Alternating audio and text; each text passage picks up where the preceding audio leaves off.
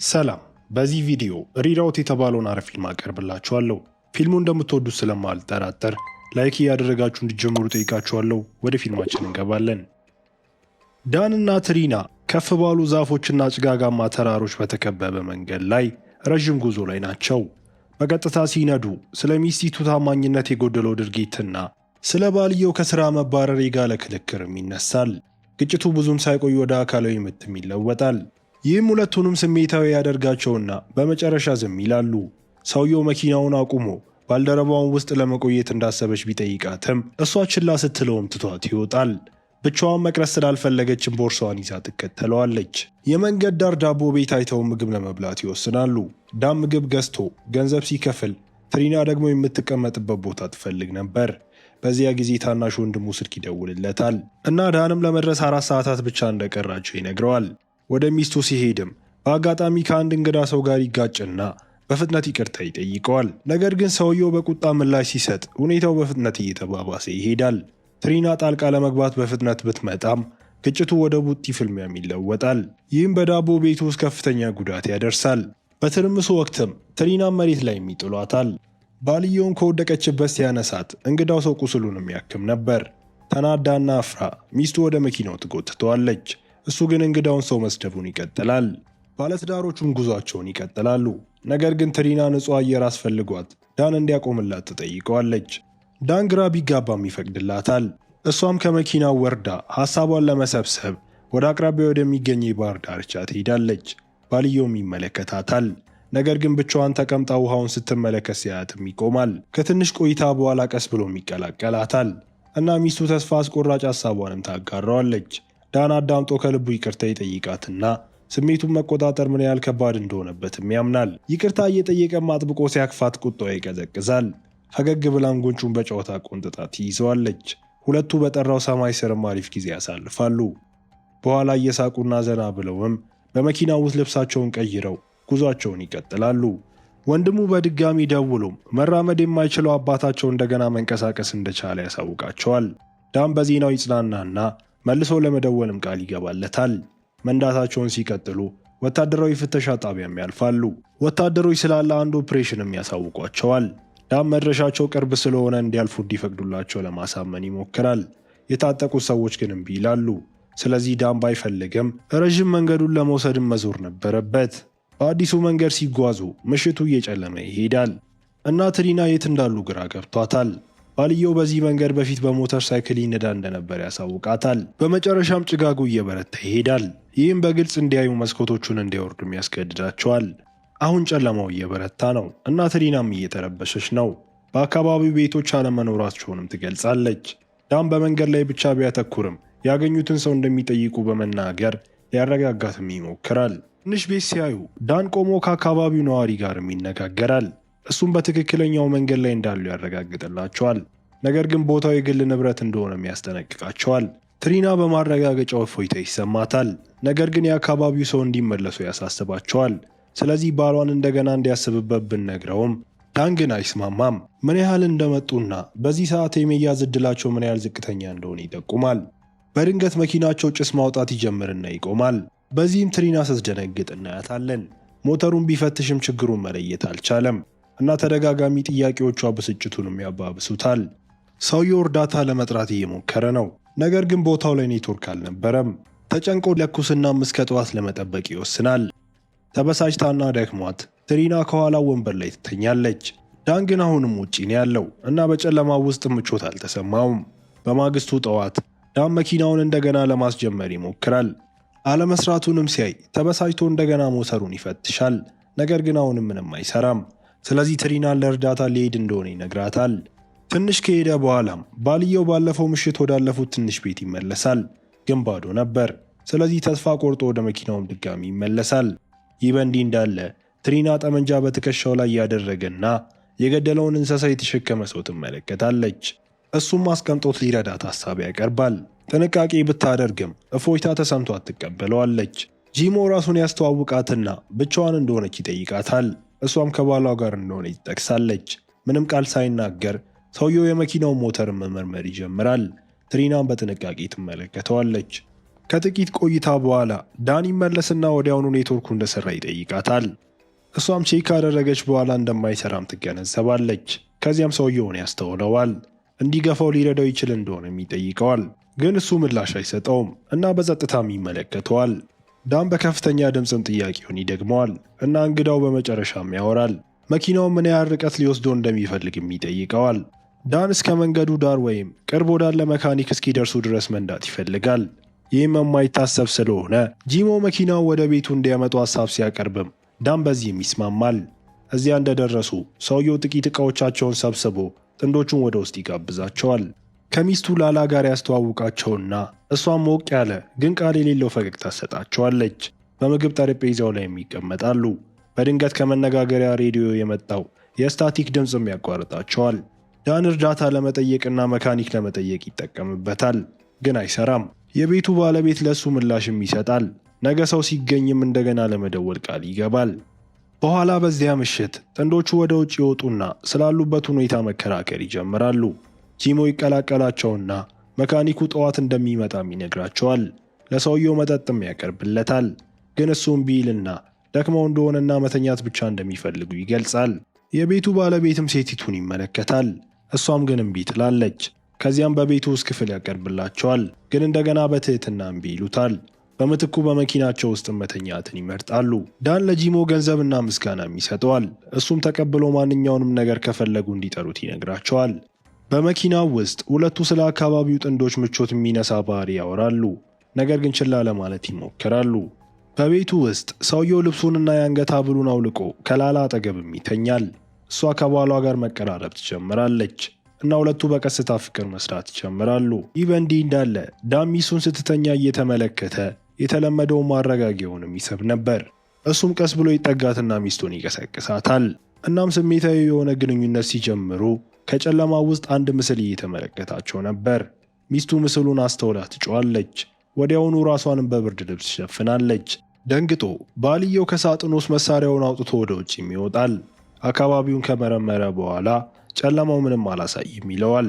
ስለዚህ ወደ መኪናው መመለስ ነበረበት። በማግስቱ ጠዋት ላላ መስኮታቸውን አንኳኩታ ቁርስ እንዲበሉ ትጋብዛቸዋለች። ዳን ስለ መካኒኩ ይጠይቃል፣ ግን እሷ ጥያቄውን ችላ ብላ ባሏ ከኋላ እንዳለ ትናገራለች። በጓሮው ውስጥ ጂሞ በእሳት ላይ ምግብ ያበስልም ነበር። ሬዲዮም ከጎኑ ያንጎራጉራል። ዳን ቀረብ ብሎ ስለ መኪናው ቴክኒሽያንም ይጠይቀዋል። የቤቱ ባለቤትን በቀጥታ ከመመለስ ይቆጠባል። በመጨረሻም መካኒኩ በኋላ እንደሚመጣም ይነግረዋል። እምነት ሳይጥል በቀስታ ራሱን ይነቀንቅና ወደ ቤትም እየተመለሰ እናየዋለን። ወደ ውስጥ ከገባ በኋላም ቀስ ብሎ ከፍቅረኛው ጎን ይቀመጣል። እሷም ምግቡን እንዲበላ ትጠቁመዋለች። እሱ ራሱን ይነቀንቅና በጸጥታ አንድ ኩባያ ቡና ከቀዳ በኋላ ምንም ቃል ሳይናገር ወደ ውጭ ይወጣል። ላላ ከትሪና አጠገብ ትቀመጣለች። እሷም ስለ ምግቡ ታመሰግናታለች። ከመስኮቱ ሆነው ጂሞ ቢላ እየሳለም ይመለከቱታል። ላላ ባሏ እንዴት ወታደር እንደነበርና ሙሉ ቤተሰብ እንደነበረው ስለ እሱ ታሪክም ትናገር ነበር። በአንድ ወቅትም ልጁ ሳታገባ ታረግዛለች። ስለዚህ እናቷ ሕፃኑ እንድታስወግድም ታስገድዳታለች። ከዚያ በኋላ ልጅቱ ሕይወቷን አጥፍታ እናትየዋም ከጥፋተኝነት ስሜት የተነሳ እንዲሁ አድርጋ ነበር። ጂሞ ሚስቱ ስታወራ ሲሰማ በቁጣ ስጋውን እየቆረጠ ይመለከታቸዋል። ይህ በእንዲህ እንዳለ ዳን መኪናውን ለማስተካከል እየሞከረ ሲያቅተው ብስጭቱ እየጨመረ ይመጣል። ትሪና ልትፈትሸው ትቀርባለች፣ ግን እሱ እንዴት እንደሚጠግነው እንደማያውቅ አምኖ ይናገራል። ተጨንቆ መሳደብም ይጀምራል። ስለዚህ እሷ እሱን ለማረጋጋት እየሞከረች ነው። ጂሞ ሴት ልጁን የተጠቀመባትን ሰው እስካሁን ሊገድለው እየፈለገው እንደሆነ ስትነግረውም ባሏ ይደነግጣል። ሁለቱም ጂሞን ከሩቅ ሲያዩትም ውይይታቸው ይቆማል። እሱም ምሳ እንዲበሉ ይጠራቸዋል። ውስጥ ጥንዶቹ የቤቱን ባለቤትም ይቀላቀላሉ። እሱም ከመመገባቸው በፊት አጭር ጸሎትም ያደርጋል። አየሩ ከባድ ነበር። ስለዚህ ስሜቱን ለማቅለልም ጥንዶቹ ስለ ጡረተኛው ወታደር ያለፈ ታሪክ ይጠይቁታል። ሆኖም እሱ ለመመለስ እምቢ ይልና ላላ ምን እንደነገረቻቸውም ይጠይቃል። ትሪና ሴቲቱን ለመጠበቅም ምንም እንዳልነገረቻት ታስመስላለች እና ምቾት የሌለው ዝምታ ጠረጴዛ ላይ ይነግሳል። ከምግቡ በኋላ ዳን ሚስቱን የስልኳን ኔትወርክ እንደሚሰራ ይጠይቃታል፣ ግን አሁንም ኔትወርክ አልነበረም። ጂሞ ሳንጃውን ይዞ ከደረጃው ይወርድና መካኒኩን የማግኛ ጊዜው እንደደረሰ ይነግረዋል። ትሪና ሲሄዱ ስትመለከትም ላላ በፍጥነት እንድትሄድ ትዝትባታለች፣ ግን እሷ ምንም አላሰበችበትም። እሷም ስልኳን ቼክ ማድረጓን ቀጥላለች። በዚህ ጊዜ ሴትዮዋን በጥንቃቄ እየተመለከተቻት እንደሆነ አላወቀችም። በእግራቸው ሲሄዱ ጂሞ ለዳን ሚስቱ እንድታረግዝ እርዳታ እንደሚያስፈልገው ይጠይቀዋል። ከዚያም ስለ ውብ ልጁና ሃይማኖተኛ ሰው ስለሆነ እንዴት ከእሷ ጋር ፍቅር ከመስራት ፍላጎቱ እንደተቆጠበም ያወራል። ወታደሩም ሰውየውን ሕይወቱን እንዴት እንዳበላሸው የከሰውና በድንገት ሊገለው ወደሱ ይዘላል። ዳንም በፍጥነት ሽጉጡን ይተኩስበታል። ነገር ግን ሰውየውን ማግኘት አልቻለም። በመጨረሻም ራሱን ሲከላከል መሳሪያውን ይጥላል። ተኩሱን ስትሰማ ትሪና ወደ ድምፁ መሮጥ ትጀምራለች። ሁለቱ ወንዶች ግን በከባድ ውጊያ ተቆራኝተው ከተራራው ተያይዘው ይወድቃሉ። ከብዙ ትግል በኋላም ጂሞ አሸንፏል እና እሱን ለማዳከም በድንጋይም ይመታዋል። ዳን ላይም ወጥቶ ደጋግሞ መጥቶት ከዚያም በቀበቶ አንቆም ይገድለዋል። ከድርጊቱ በኋላ ሕይወት የሌለውን አካል ይደብቅና ወደ ቤቱ መመለስም ይጀምራል። በመንገድ ላይ ከትሪና ጋርም ይገናኛል። እሷን ባሏ የት እንዳለ በጭንቀት ስትጠይቀው እሱ ግን ዝም ይልና መሄዱን ይቀጥላል። ደንግጣ ወደ ጫካውን ትሸሻለች። ስለዚህ ጂሞ ይፈልጋትና በመጨረሻም ሲያጣት ተስፋ ይቆርጣል። እሱ ከሄደ በኋላ ትሪና ባሏን ለመፈለግ በጥንቃቄ ትመለሳለች። ከብዙ ፍለጋ በኋላም አንድ አስክሬን ትመለከታለች እና ዳን መሆኑን ካረጋገጠች በኋላ በሐዘን ተሰብራ እያለቀሰች እናያታለን። ሲመሽም ሴትዮዋ በጨለማ ውስጥ እያለቀሰች ትሮጣለች እና ትንሽ ከሄደች በኋላ በፊት ወዳለፉት ትንሽ ቤት ስትደርስ እናያታለን። አዲስ እንግዳ ብቅ ይልና ቀርቧት በቀስታም ያረጋጋታል። የተፈጠረውን ሁሉ ተናግራ እየተንቀጠቀጠች እርዳታውንም ትለምነዋለች።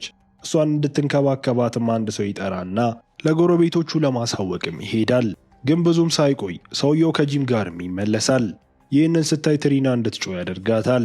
ሰውየው አሳልፎ ሰጥቷትም ተጎትታ በጎጆ ውስጥም ይቆለፍባታል። እዚያም እያለቀሰች እንዲፈቷት ትለምናለች። ነገር ግን ልመናዋ ከንቱ ነበር። በማግስቱ ጠዋትም ጥንዶቹ ምግብ ያመጡላታል እና ላላ በሩን ከፍታ ትሰጣታለች። እሷም ይህን ዕድል ተጠቅማ ለማምለጥ ብትሞክርም በፍጥነት ጂሞ ይይዛታል። ይህ ምስጢራዊ ሰው በሩን እንደገና ሲቆልፍባትም ልቧ ይሰበራል።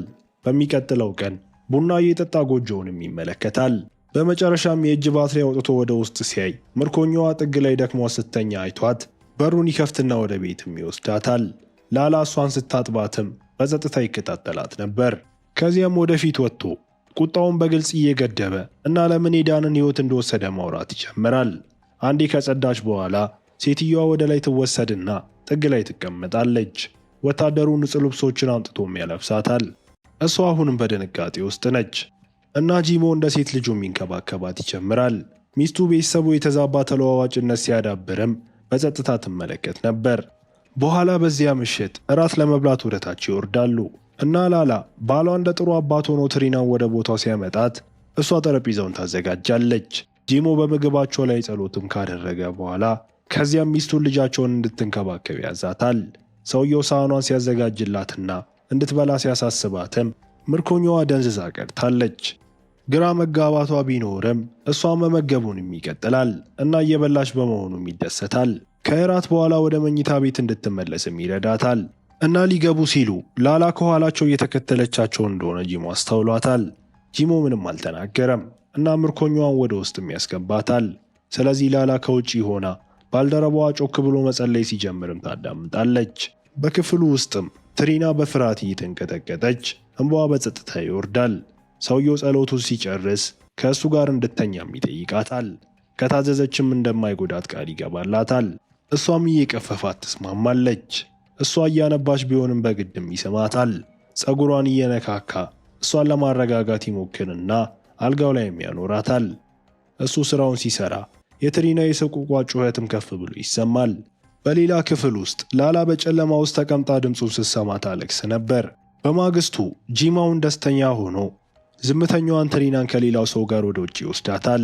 በኩራት የአትክልት ቦታውን ያሳያትና ሰውየውን ቡና እንዲያፈላም ያዘዋል። ትንሽ ካወራት በኋላም ጡረተኛው ወታደር ለአጭር ጊዜ ይሄዳል እና እሷ እይታ ውስጥ እንደሌለ ስትመለከት እድሉን ትጠቀምና ትሮጣለች።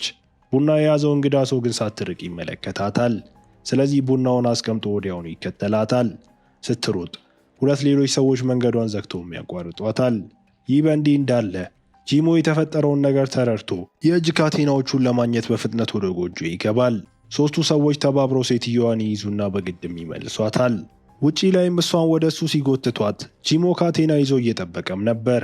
ተጨማሪ የማምለጥ ሙከራውንም ለመከላከል አንዱን ካቴና በአንድ እጇ ላይ ሌላውን ደግሞ በራሱ ላይ ያስራል። ጂሞ ንብረቱን እንደገና ሲያሳያት በዘፈቀደ የሚታዩ ነገሮችን እየጠቆመ ሲያወራት አሁንም ተደናግጣ ትሪና ዝም ትላለች። ሲመለሱም እሷን ይፈታትና የቆዩ ፎቶግራፎችን ማጋራት ይጀምራል። ያለፈ ታሪኩን ሲናገር ከስሜት የተነሳ ድምፁ ይንቀጠቀጣል። ምርኮኛዋ ተጨንቃ ፎቶግራፎቹን ስትመረምር በጸጥታም እያለቀሰች እናያታለን። ሲመሽ ጂሞ ሙዚቃ እየተጫወተ ይዘምራል። በመዝሙሮቹ መካከልም የቤቱ ባለቤት እንደ ወታደር የደረሰበትን ችግሮችና መስዋዕትነቶችም ይተርካል። በመጨረሻም ተነስቶ ትሪናን በቀስታ ወደ መኝታ ክፍል ይወስዳታል። ላላ ሁለቱም ወደ ላይ ሲወጡ በጸጥታ ትመለከታለች። በማግስቱ ትሪና ዕጣ ፈንታዋን የተቀበለች ይመስላል። እንዳትሸሽ ለመከላከልም ጂሞ በተለያዩ ጊዜያት በቤቱ የተለያዩ ማዕዘኖች ለሚያስራት ነበር። በአንድ ወቅት ላላ ልብሶችን ታመጣላታለች እና ባሏ በጉጉትም ይመረምረዋል። ግን ዕቃ የጠፋ መሆኑን ሲመለከት ስሜቱ ይጨልማል። ተቆጥቶም ሚስቱን እየመታት እናያታለን። ትሪና ምንም ማድረግ ሳትችል ትመለከታለች። በዚያ ምሽት ቤቱ ጸጥ ሲልም ላላ በቀስታ ደረጃውን ወጥታ ከመኝታ ክፍሉ ውጪ ትቆማለች። ከዚያም በጸጥታ ወደ 3ኛው ፎቅ ትሄዳለች። ከሰዓታት መጠበቅ በኋላ ትወርድና ድፍረቷን ሰብስባ በሩን በቀስታ ስትከፍት እናያታለን። ውስጥ ሁለቱ ተኝተው ነበር። ስለዚህ እሷ በጸጥታ ወደ መሰዊያው ትሄድና ቁልፉን ታውጣና ትሪናን በጥንቃቄ እየፈታቻት እናያለን። ምርኮኛዋ ቀስ ብላም ትነቃለች እና ላላ በአስቸኳይ በሹክሹክታ የመሄጃ ጊዜዋ እንደደረሰ ትነግራታለች። እሷም በጸጥታ ትነሳና ወደ ታች ቀስ ብለው ይወርዳሉ። ትሪናም ስታመሰግናት ላላም ይህ እንዲቀጥል መፍቀድ እንደማትችል ትናገራለች። ከዛም በሩን በፍጥነት ከፍተው ይወጣሉ። ነገር ግን ጂም መሳሪያ ይዞ ከፊት ለፊታቸውም ይታያል። በቁጣ እየተንቀጠቀጠም ወደ እነሱ ያቀባብለዋል። ስለዚህ ሚስትየዋ በትሪና ፊት ለፊት ቆማ ከእሱ ጋር ለመነጋገር ስትሞክር ምርኮኛዋ ለማምለጥም እድሉን ትጠቀማለች። ጂሞ ላላን ወደ ጎን ይገፋታል እና በግርግሩ ውስጥም መሳሪያው ይተኮሳል። እሷ መሬት ላይ ስትወድቅም ያደረገውን ይገነዘብና ጂሞ በጸጸት መጮህ ይጀምራል። ከቤቱ ራቅ ብላ ትሪና በጨለማው ጫካ ውስጥ እየሮጠችም ትታያለች። ከኋላዋ ጡረተኛው ወታደር ያና እያለ የልጁን ስም እየጮኸ በአየር ላይ መተኮስ ይጀምራል። ከዚያም ሌላ ተኩስም ይሰማል። ይህም ትሪናን ያስደነግጣትና እንድትሰናከልም ያደርጋታል። ትንፋሿን እየሰበሰበች ከዛፍ በኋላም ትደበቃለች። ጂሞ ትሪናን ያገኛትና ሽጉጡን ወደ እያለቀሰች ያለችው ሴት ያቀባብለዋል። እሷም ልጁ እንደሆነች አስመስላ እንዲያቆም እየለመነችው እናያታለን። ያና እንደሆነችም በማመን መሳሪያውን ካወረደ በኋላ እሷን ለመጠበቅ ብቻ እንደሚፈልግም ይነግራታል። አባትየውም ፍቅረኛዋ ሕይወቷን እንዴት እንዳበላሹ ያስታውሳትና ወደ እሱ እንድትመለስም ይጠይቃታል። እያለቀሰችም በእብደቱ መካከል ትሪና እሷ በእርግጥ ያና እንዳልሆነች እየተናገረች ሁለቱም ነፃ እንዲሆኑ ምንም ያህል ቢያምም ጂሞ ልጁ እንደሞተች መቀበል እንዳለበት ትነግረዋለች። ሰውየው አይኖቹ በእንባ ተሞልተዋል። ሽጉጡን ሲያቀባብል ስትሰማ ትሪና በፍጥነት እዛው ትፈዛለች። ነገር ግን ጂኖ ቀስ ብሎ መሳሪያውን ወደ ራሱ ያዞርና ቃታውን ራሱ ላይ ይስበዋል። መሬት ላይ ሲወድቅ እሷም እየጮኸች ወደ ጨለማው በመሮጥ ወደ ዋናው መንገድ ደርሳ በመጨረሻም ነፃ ስትወጣ እናያታለን። ፊልሙም እዚህ ጋር ይጠናቀቃል። እስከ መጨረሻው አብራችሁኝ ስለነበራችሁ አመሰግናለሁ። በቀጣይ ቪዲዮ እስክንገናኝ መልካም ጊዜ